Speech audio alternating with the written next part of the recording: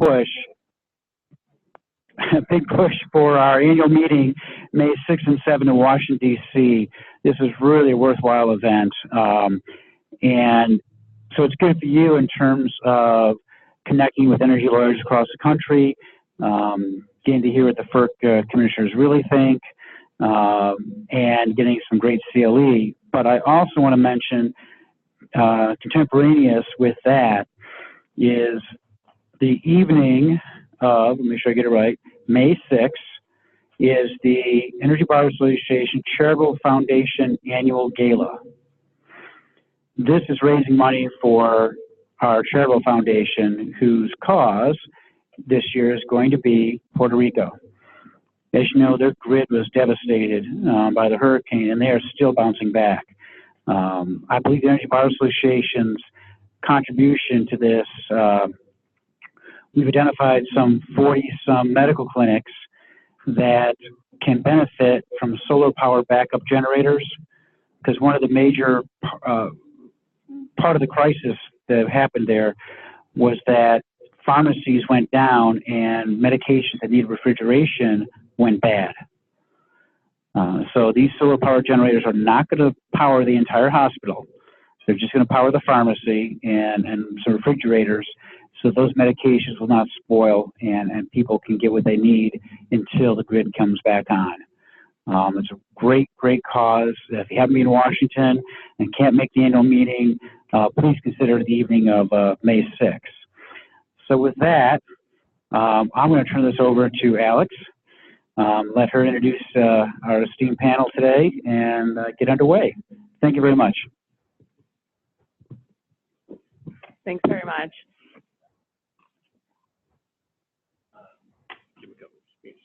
Okay. Thanks everybody for coming out today. Our topic today is recent developments in M&A and joint ventures in the oil and gas industry.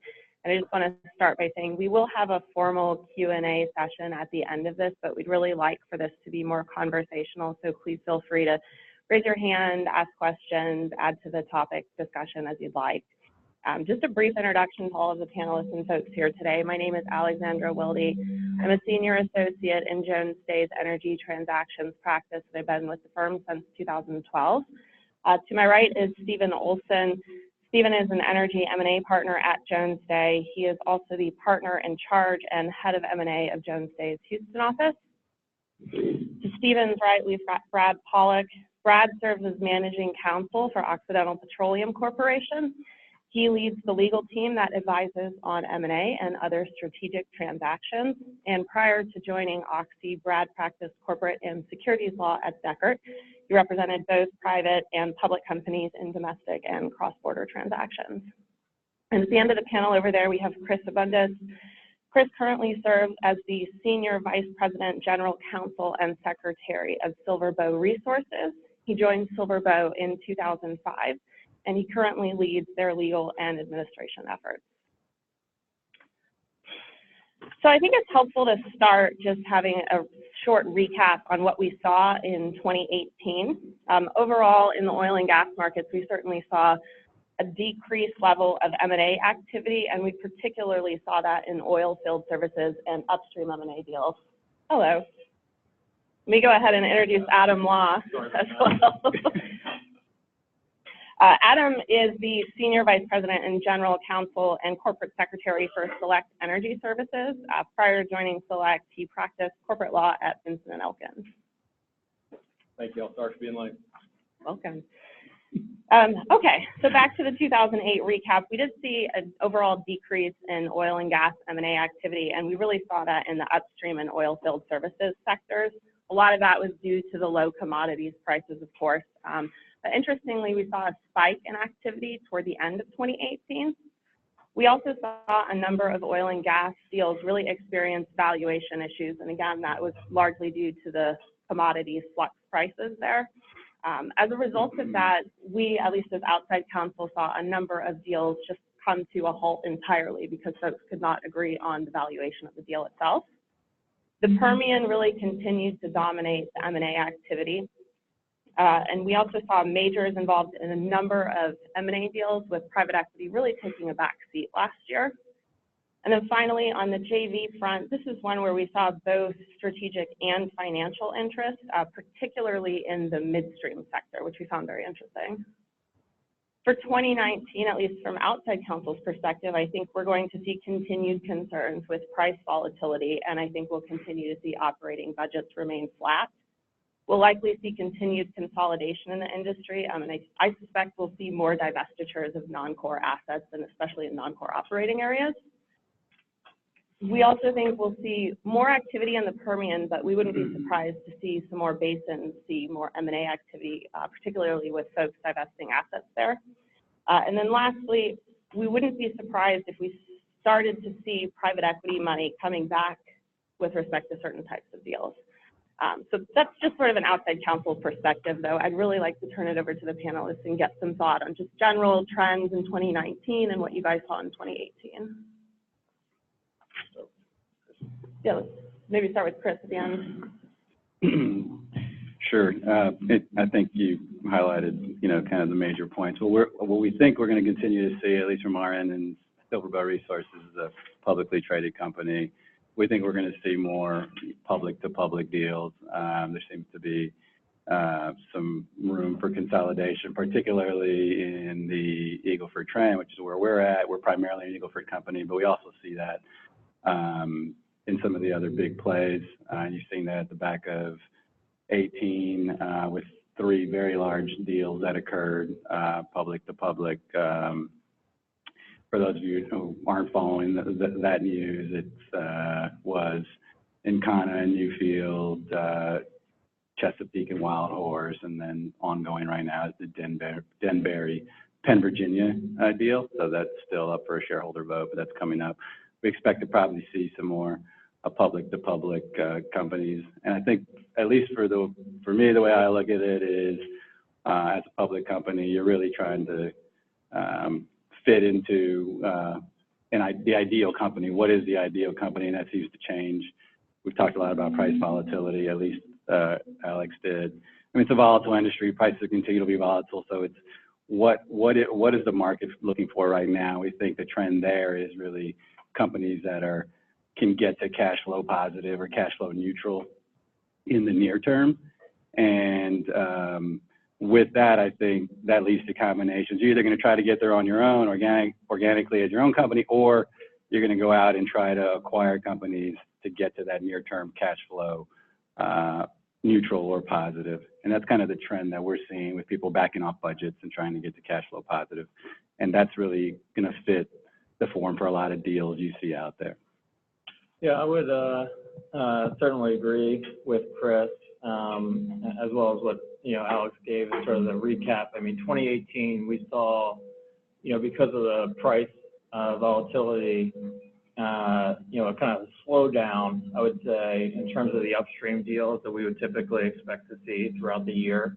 I can, normally tell what's happening just based on the amount of NDAs that are hitting my desk on a daily basis. Sure. So, 2018, certainly, particularly, I would say, kind of second half 2018, there was a slowdown. Not many asset packages out there in terms of M&A activity. I think there was a little bit of uptick at the end of 2018, although those were kind of particularly larger deals, as Chris was talking about. And I think in 2019, the beginning, again, was kind of a slow start as people were trying to feel out, where oil prices were going to go. I've seen an uptick in activity lately as I think collectively the industry is trying to move forward, expects possibly that oil prices are going to stay a little bit more consistent to where they are. And so you're starting to see some more packages out there. I think particularly with respect to non-core assets, as opposed to core assets, so maybe some smaller packages.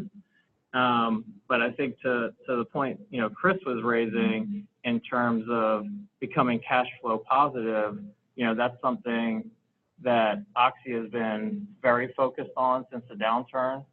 If you listen to any of our earnings calls, that will come across very clearly. And I think other companies as well, you know, since the oil price crash and since recovery, are really focused on getting to a point where you can be cash flow positive. So, and with respect to some of that, that means consolidation of, you know, some companies that think that that might be the best way to reach that point.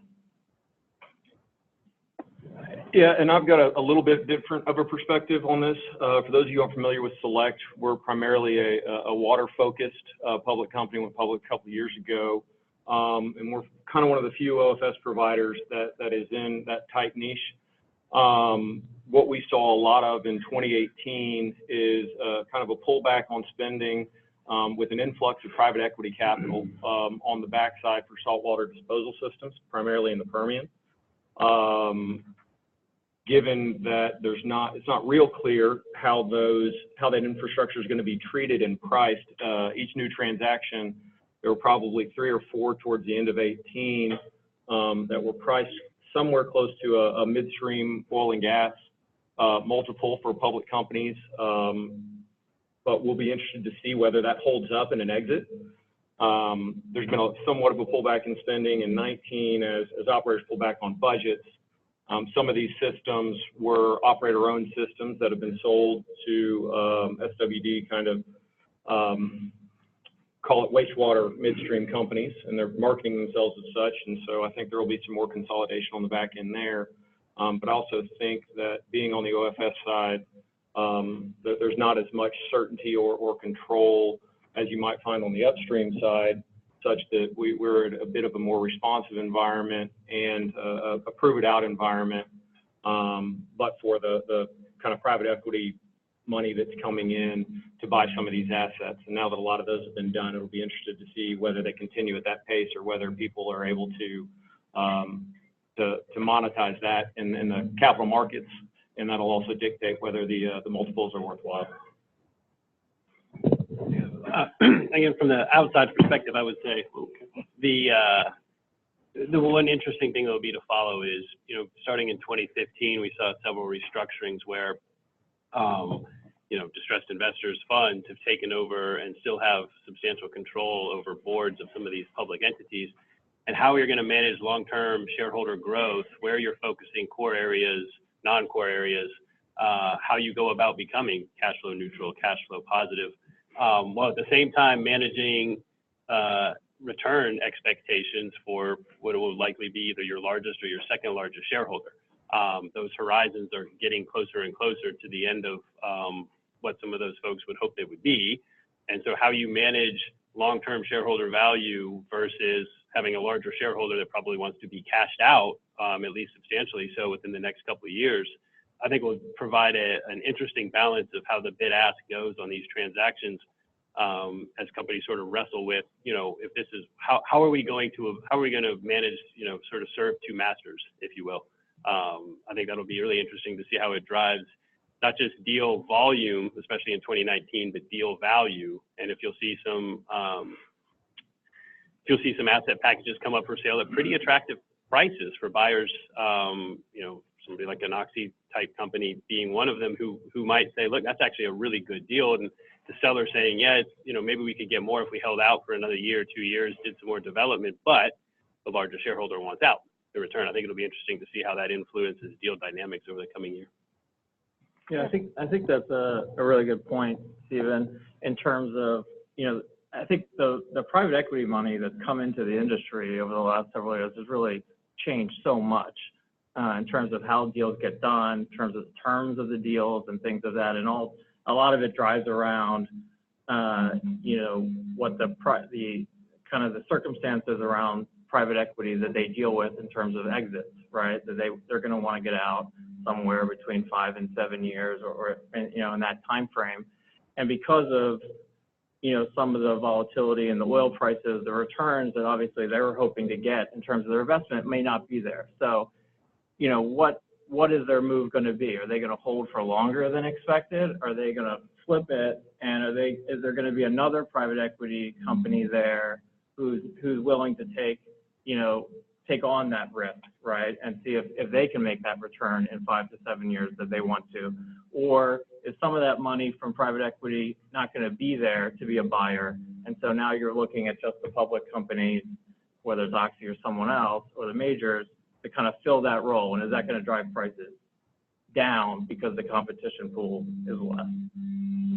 I think to that end, on the private equity side, and for those of you who don't know, Silverbow, and don't expect anybody to know this, but Silverbow, is owned by, 3 large shareholders make up 80% of the company stock. So to what Stephen was saying, they're all looking for an exit. They got to give money back to their investors. And what we've seen is, we look at a lot of transactions, and the reason we do that is because we need to have a liquidity event so that these large shareholders can exit their holdings.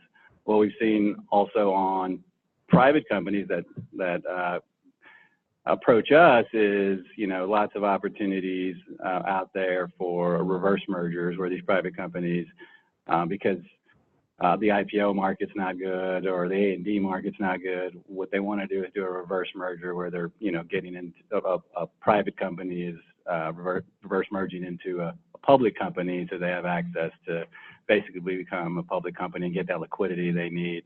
I expect that to be a trend over the next 2 years. I don't know about 2019, but I think maybe into 2019, 2020, you'll see some reverse mergers. So I think that's a trend that's gonna pick up. And then lastly, I will tell you that my company, and I don't know if it was testing the market or I don't think it was negotiations coming to a halt because I was in those, but we competed in 3 transactions, call them $500 million. So small for some companies, good size for us, but certainly not large, where we were in the final 2 or 3 candidates, and those transactions just never closed. So we didn't lose them. They just closed. People decided to reevaluate their properties. Some decided to go back and drill a couple more wells at those properties to kind of prove up more value. But we saw a lot of that in 2018. Chris, I want to just go back to one comment you had earlier. We talked a little bit about the focus on the Permian Basin, and you had mentioned you guys had, obviously being focused in the Eagle Ford, you do more deals in that area, but I'm curious what your thoughts are on whether we'll continue to see that large focus in the Permian, just given its size, or if you think we'll see more diversified M&A in other basins. I think we'll see it in other basins. I mean, sure, I think Permian's high. I think it accounted for a large portion of the deals in 2018. But I just know there's a lot of things going on in the Eagle Ford right now. I think there's a lot of things going on in Haynesville, Marcellus, et cetera. So I being Eagle Ford focused, I can speak to the Eagle Ford. I know there's more going on. I'm sure others can speak to other basins, but I expect there to be continued activity in all of the areas. I think the structures of the deals will change. I know we're going to talk a little bit about acreage swaps, et cetera. And when we get to that, we can talk about that. But I just think there's going to be different transaction types. And the reason is, I think there's not any secrets anymore, right? In the Permian, everybody knows everybody. Everybody knows what acreage is taken. There's hardly any acreage available. People have to start getting creative with transactions. Same in the Eagle Ford. We've been in South Texas for 35 years, as has a lot of our competitors. So we know we're basically we're like baseball teams, right? Where we're looking at everybody else's assets and looking to trade to get the best deal for our team. And if they have something we need, it'd be the prudent thing so that people keep developing the operation. It creates value for everybody. And then, Brad, I wanted to hit on the packaging of assets that you mentioned very briefly when we talked about divesting non-core assets. Do you see more of those types of packages hitting the marketplace? Yeah, and I think that kind of goes well with, the discussion on the Permian. I mean, as, obviously, Oxy's been very focused on the Permian. That's our core. We're one of the largest producers there. And so our focus is on the Permian, but, as Chris was saying, the opportunities are becoming, there's not available acreage to lease up. So, the opportunities are going to be few and far between, especially in terms of value. And that's the big driver. What kind of value can we find in these opportunities that might be out there in these packages? In terms of, non-core people selling Permian acreage that might be non-core. There's not that much probably out there, that a lot of it probably during the, a couple of years ago, that was a little bit of a hot area. Some smaller producers that had some Permian acreage, they were selling those as kind of non-core, and you saw those deals were hot and those prices were high to get that acreage. Now at this point, I think you're looking at kind of larger packages that companies might be putting together, or their company themselves, to maybe try to sell to a major who obviously is making a lot of noise in the press in terms of making a splash in the Permian. So I think you kind of moved from some of those non-core Permian smaller packages to maybe some larger deals that might come down the line in the future in terms of majors coming into the Permian. But I think I do expect to see still further non-core asset sales out there, whether in other basins or whatnot, or some smaller packages to hit the market. And I think it all boils down to becoming cash flow positive. And in order to do that, you have to focus on your assets where you think you can make the most value and have the most income producing. It's going to be beneficial to the company and return to the shareholders. And in order to do that, you got to kind of focus. You can't be spread out. At least that's kind of the position that Oxy's taken. So I do think you'll see more people trying to focus on one area and sell off any non-core positions. Thank you. Now, Adam, we spoke, I would say, somewhat at length about private equity money and where we're seeing that. And you had mentioned you guys have seen more of it in at least the water solutions side. Curious just what your experience has been and if you anticipate PE money maybe having an interest in other areas of the industry. Other areas of the industry is kind of hard to speak to. I think as these guys are saying, the Permian seems to be the hot area and also seems pretty proven out, and what you see is what you get, and there's not a whole lot of what I would call, secret opportunity there. I think there might be some in some other basins, so there may be some more PE activity in the Eagle Ford or the Haynesville or some of those basins that are coming back online. I think on the OFS side, there's some real opportunities for technology acquisitions. As I said, on the water side, it's what people initially see as a proven midstream model, and that they're trying to prove that out. And that generates, when you throw technology or midstream, private equity companies see the exit multiples as attractive. Mm-hmm. So where there's infrastructure that's not quite built out, or where there's opportunities to inject capital in the technology play and get that out and in the field quickly, I think there's a big opportunity for private equity money in that space. And so really what I think is going to happen is it'll be somewhat more dependent on capital markets over the next couple of years when that bounces back a little bit and IPO opportunities become more available, or if some of the bigger major O&G companies come in and decide to take some of that in-house. Mm-hmm. That's certainly consistent with what we've seen on the outside counsel side as well, particularly with the energy tech. We're seeing a lot of private equity money, which is surprising to me. And if you were, I went to NAPE. NAPE's the oil and gas landman party of the year, and it happens twice. And it used to be the deal-making convention each year. But what we're seeing, there was more energy technology, energy software booth than I've ever seen available. And you're seeing a lot of news lately about private equity money spending, targeting these companies and these folks that have come up with new technologies on how to study areas, wells, acreage that's available, where wells are being drilled. RS Energy rings a bell. A company that's come to market recently. It's really making a splash, and a couple other technologies. But we've seen, and I don't remember, forgive me for in this article, but the number of dollars going into the kind of energy technology area, was in the billions. So It's something to kind of be on the lookout for. I'm certainly not an expert in it, but I'm starting to hear a lot of private equity money headed that way. Yeah, no, that's a terrific point. And I think, of what Alex and I are working on together the most right now, it is PE money investing in these technology plays. And I think it also hits to a point that Brad mentioned about a lot of the news in the press on majors and where they're looking to make a splash and invest. And I think technology is at the core of that. Most of them have, R&D budgets that are, 3 times the market cap of some of these companies that are operating currently in like the Permian. And I think they're looking to acquire those assets, deploy their existing technology to sort of consolidate the effort, and as a backdoor way of bringing it in-house, as you said, to be able to get, not just drive top line revenue, but to increase efficiency through the use of their own technology, and just, being able to outspend the folks that are there currently. Yeah, I definitely agree, and technology is a big focus at Oxy. Our CEO, when she speaks and she describes our company, to a broad group, she says, we're a technology company that just happens to focus on oil and gas.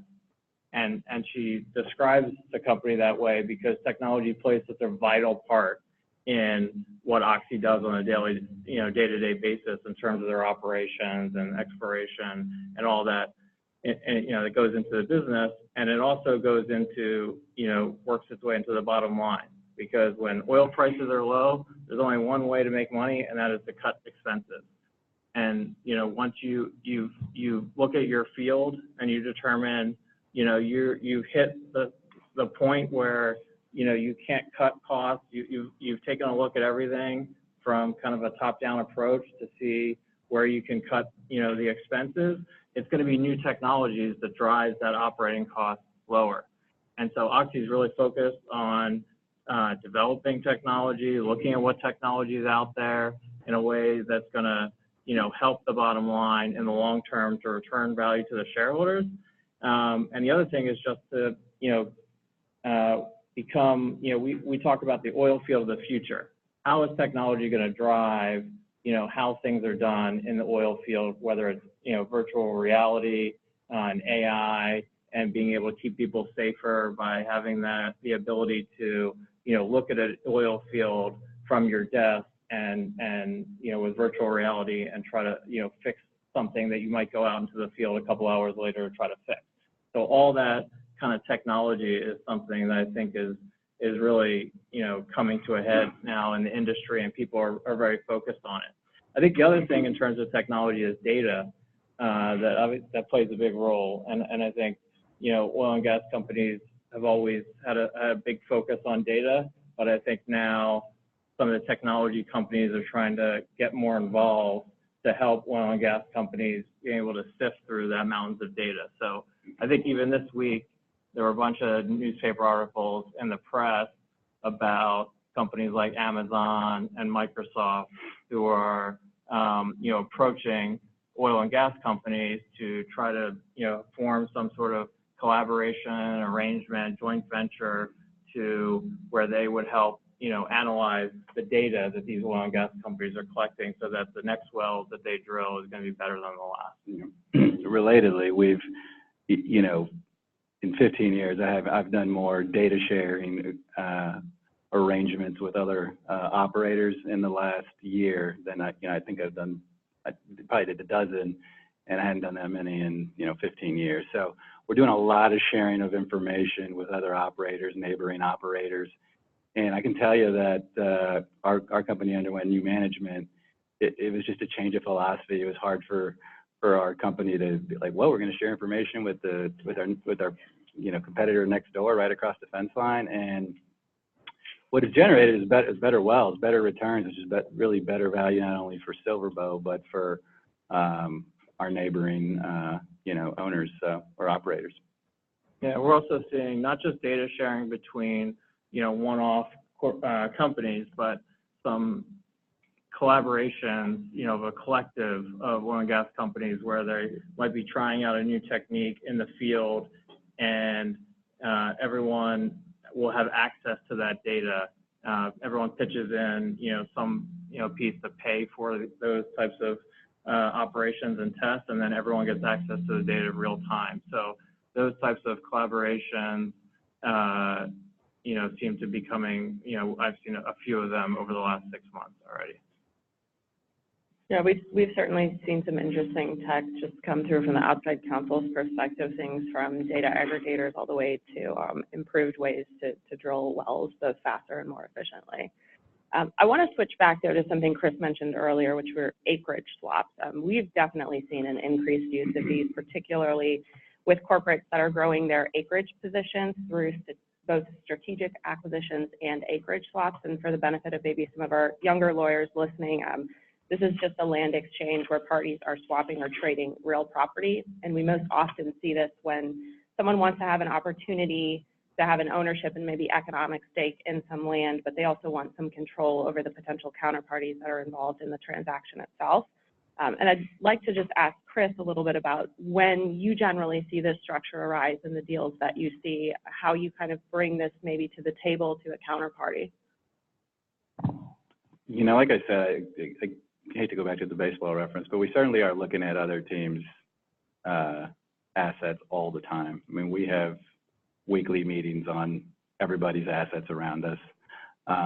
So we certainly know what's going on with everybody. Our acreage is kind of spanned along the western side of Texas, so there's 10 to 20 operators in there. And so we'll be trying to identify places that, not only where we want to go drill to maybe have a longer lateral length, but where if we're running into a neighboring operator, then we'll try to think of something that we have that they don't have. And I think it comes back to relationships. Our land team is excellent in having relationships with all the neighboring operators. So you want to have that relationship established. I think acreage swaps, I mean, you guys could tell me if I'm wrong, is something that's typically done kind of in-house,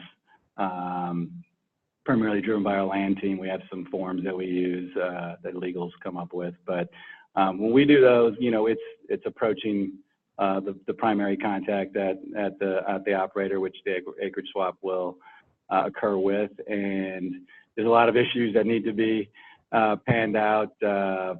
And I think we'll talk about some of those, from consents to pref rights to just allocating value, how people allocate value to these things. That can become difficult. But, it's a conversation. And then it's really just using land as a currency. They're going to say, hey, ours is value. We think this is the value of it. We're going to say, well, we think this is the value of it, and same for our property. I think it's much like any other transaction, and you're just trying to figure out what the right value for your properties and theirs is, and then you have double the problems on consents and pref rights and the like. Yeah, I certainly agree. I think, last year, 2018, at least for us, and my team, we called it the year of the acreage swap because we were doing them constantly. And as Chris mentioned, it's just basically, no matter how small it is, you're doing 2 transactions at the same time for each one. So they get very complex.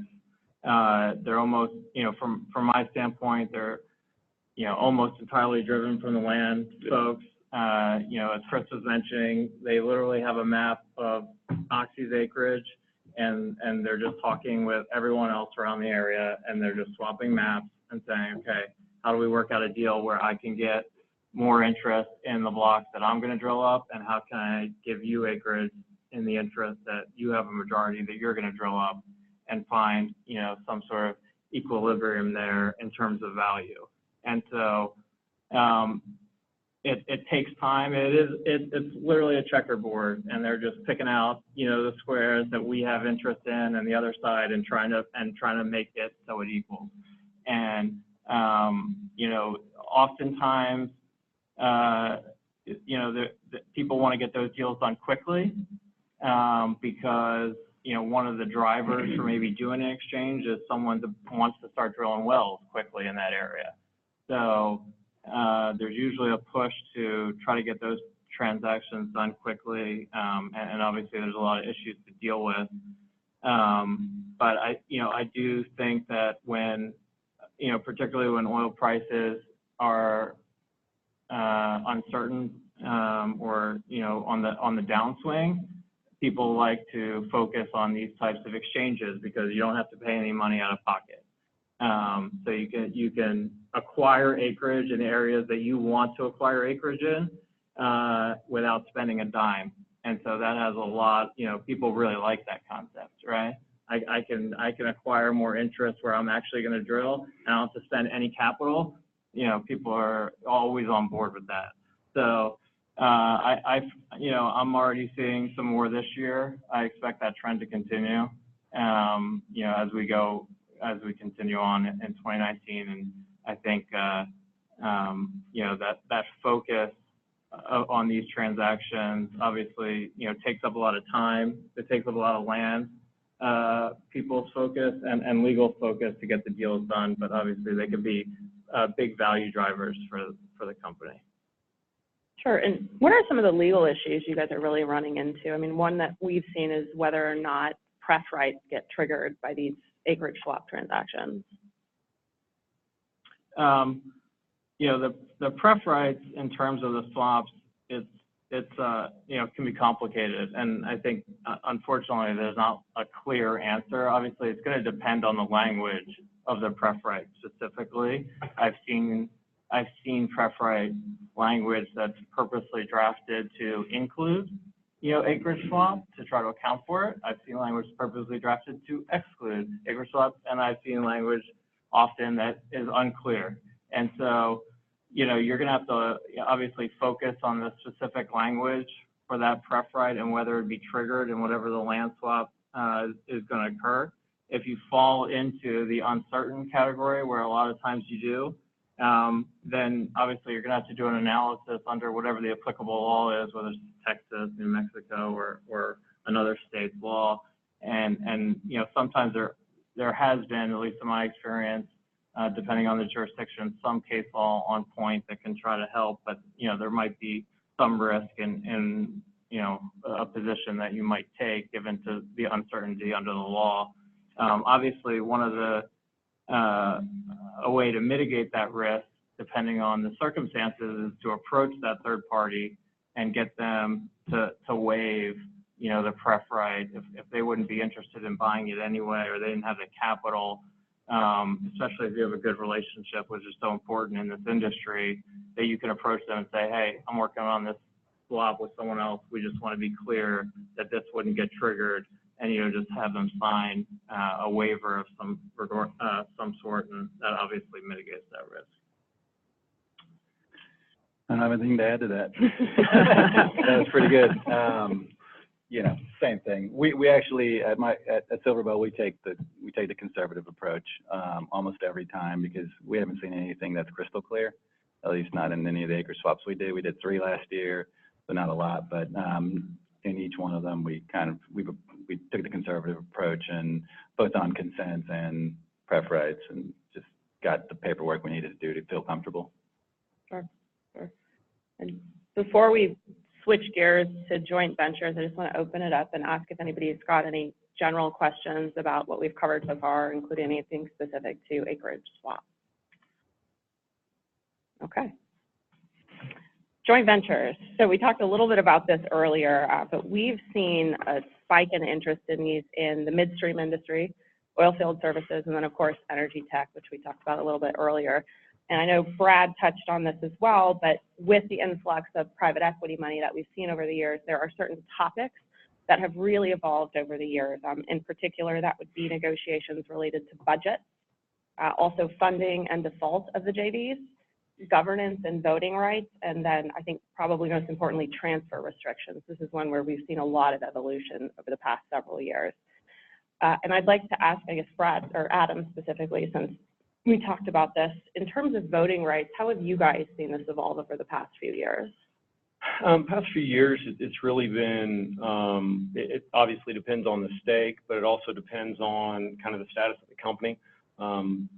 Capital markets were hot a couple of years ago, and so people didn't want to give up much when it comes to voting rights, because you wanted the ability to go public without having to clear out your private equity sponsor on a JV or whatever that may be.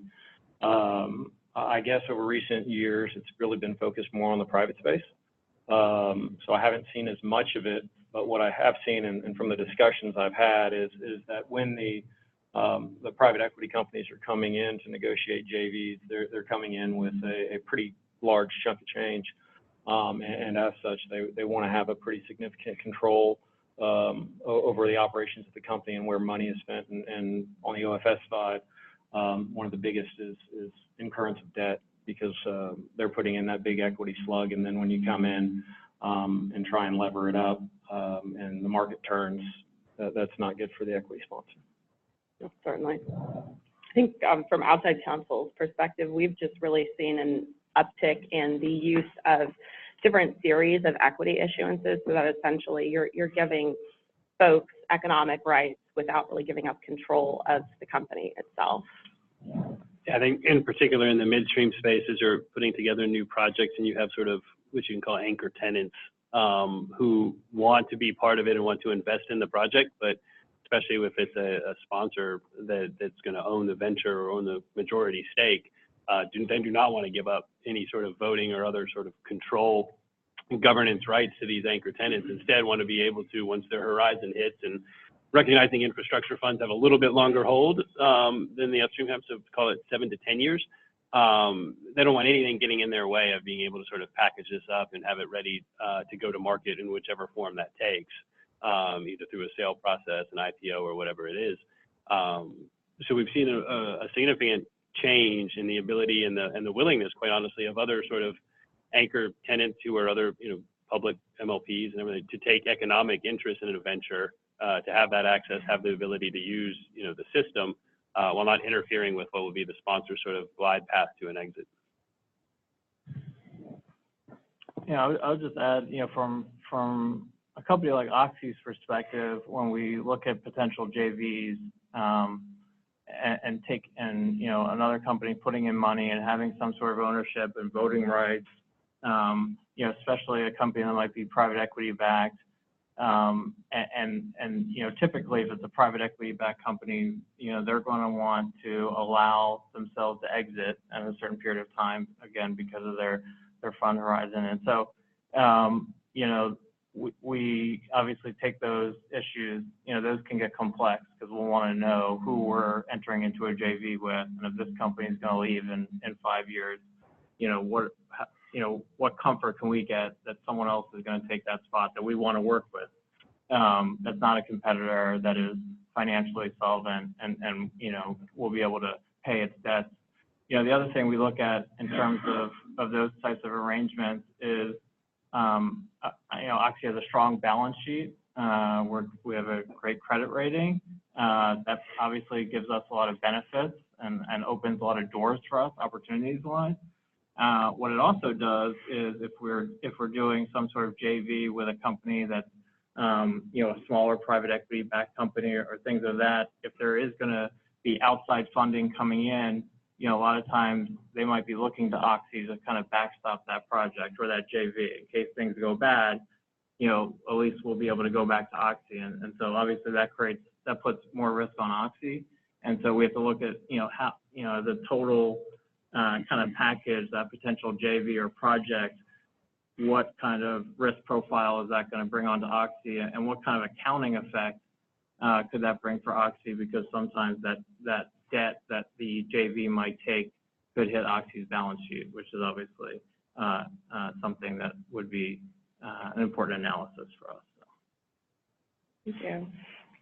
For existing JVs that you guys are involved in with operating budgets kind of remaining flat, curious how the budget process has been evolving for each of you under your JV agreements.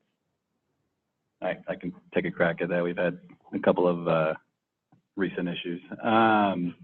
Like we said at the beginning, I think companies are pulling back budgets a little bit, and with an aim to get cash flow neutral, cash flow positive. For some of these joint ventures where your partner maybe owns a portion of the interest in the JV, so every dollar that comes in, they get their interest, you get yours. We might want to drill properties where we're not.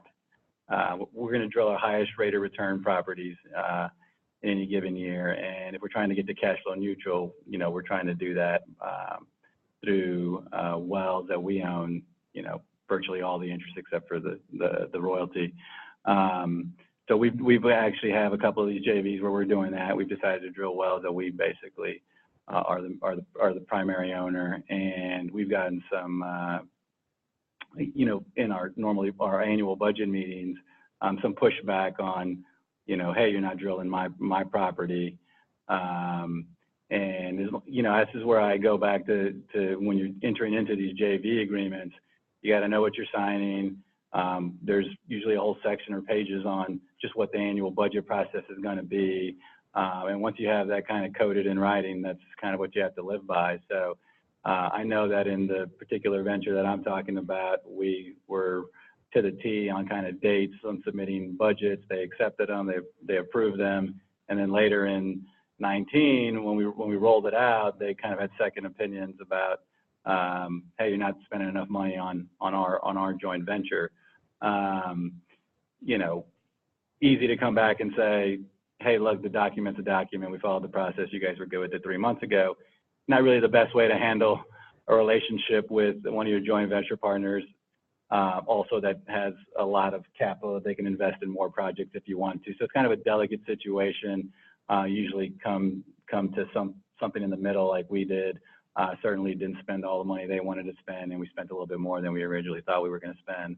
So it was a negotiation just like any other. But I think having a good document on your side, understanding what the document says, and always having at least one person in your building that knows what that document says is kind of helpful, because be surprised. I see a lot of times where nobody's read any of the documents. So. Or they've read them once, but, the JV I'm talking about closed like 4 years ago, right? So knowing what the annual budget process is key. I think that, that's an excellent point as well, because, when you're negotiating the documents for the JV, sometimes, you have one deal in mind. 4 years later, the JV can look a lot different than what you expected, when you were negotiating the documents. And obviously, those types of provisions related to the budget, just like the distributions and waterfall, just like the transfer restrictions, are so important as, in terms of the development of that JV. And, in terms of the budget, when both parties are going into a JV, you got to look at what kind of capital is needed in the near term to build, whatever infrastructure you're going to build, or to operate what you're going to operate, and what is the likelihood that one of the partners, isn't going to have the capital to put it up, or may want to turn that capital elsewhere and not put it into the JV. So, what parts of the budget are going to be required funding? What parts are going to be, elective funding? What are the remedies if someone doesn't fund part of their required funding or elected funding? And all those complications obviously play out in that negotiation of the JV agreement, and they can get quite complex, and particularly when you have more than, just a 50-50 type JV. I think one of the interesting things to that point too is recently, even with the best intentions of documents and trying to put in penalties for folks who aren't funding their portion or carrying their shares, that doesn't help the majority owner who's now going to still have cash flow issues when these folks aren't answering the call. And I think we've already seen so far a couple of asset packages being put up for sale because the minority owner has said, we're not going to invest in this. This isn't in our core area. We're not going to meet these calls. And the operator looks around and says, well, that's great. I'm going to get your interest. I'm going to get all this. I don't have the money to fund these projects that we're going to need without your participation. We need you to sell. And without, sort of thinking of all the ways you can get divorced before, you even put the marriage together, we have found at least several people bump into these situations where, they have all the rights they want, except for they don't have the cash to continue to fund and make this thing economic. So even if they want to eventually put it up for sale and sell the majority interest, drag along, everybody else, they can't do it because they don't have the capital budget. They don't have the cash to actually, monetize these projects without that joint venture participant answering the cash call. Any sort of final thoughts maybe on what we might see in developments in the JV space, if maybe we'll see folks want to exit sooner than we might otherwise have in the past? I know that's likely going to happen with PE money in the space. I think from an OFS perspective, and specifically from a water perspective, we're seeing some opportunities to invest in a JV structure with some of the bigger drillers in the area who built out their systems and no longer want to operate it, or are only operating it at a 50 or 60% capacity, where they can have an OFS company come in and operate the system, and they get a most favored nations on the pricing. They don't have to deal with it. There's a capital commitment to follow that operator a little bit and expand the system, but there's also tiered economics for any additions outside of that system or that operator's planned budget. So it kind of it enlarges the pie a little bit, in the sense of when the operator's under control, they're obviously not going to utilize the system for other operators in the area. But when you have a third-party service provider, the operator's getting their full capacity, and there's still some excess capacity on that side. It's a bit of a way to creatively manage the operator's budget constraints, in the sense of they're not going to have to put in cash flow. They've kind of topped out their expenses as it pertains to that field, and they've locked in, essentially eliminated some of the CapEx required with expanding their drilling programs, and shifted that on to the service provider.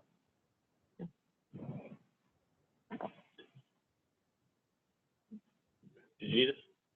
Oh, we're done wrapping up. All right, we're almost done.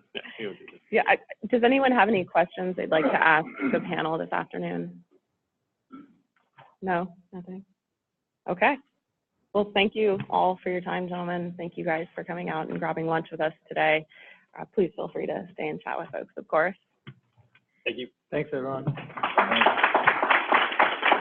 Thank you.